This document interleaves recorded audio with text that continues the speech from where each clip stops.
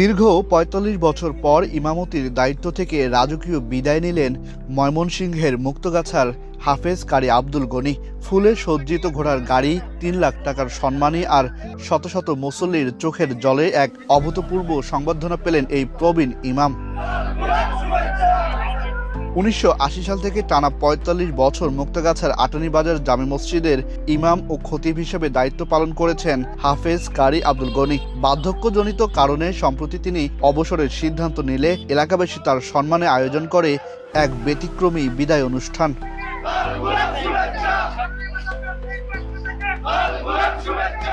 গত শুক্রবার জুমার নামাজ শেষে মসজিদ প্রাঙ্গণে এই প্রবীণ ইমামকে সম্মাননা স্মারক ও ৩ লাখ টাকার চেক হাতে তুলে দেওয়া হয়। এরপর বর্ণিল সাজে সজ্জিত ঘোড়ার গাড়িতে করে তাকে পুরো শহর প্রদক্ষিণ করানো হয়। র্যালির সামনে ছিল মুরব্বীদের বহর আর পেছনে শত শত যুবকের মোটরসাইকেল। এ সময় আল্লাহু আকবার ধ্বনিতে মুখরিত হয়ে ওঠে রাজপথ। বিদায় বেলায় প্রিয় ইমামকে হারিয়ে আবেগাপ্লুত হয়ে পড়েন এলাকাবাসী।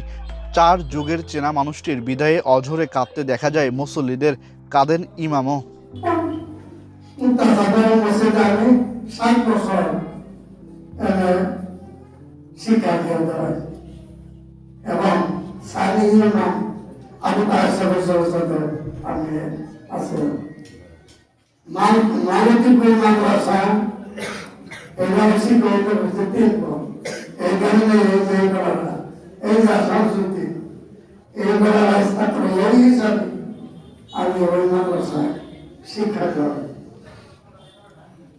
আর আপনাদের কাছে যদি কথা এটা মানুষ মারার কথা এই বিদায় নেওয়া এই কথা যা আমাদের যদি কোনো ভুল ভ্রান্তি হয়ে থাকে আল্লাহ রাস্তায় মানুষ কোনো বৈশ্বিক স্বার্থ নয়, কেবল হৃদয়ের টান ও ধর্মীয় শ্রদ্ধাবোধ থেকে একজন ইমামকে দেওয়া এই সম্মাননা এলাকায় এক অনন্য দৃষ্টান্ত হয়ে থাকবে, এমনটাই মনে করছেন সংশ্লিষ্টরা।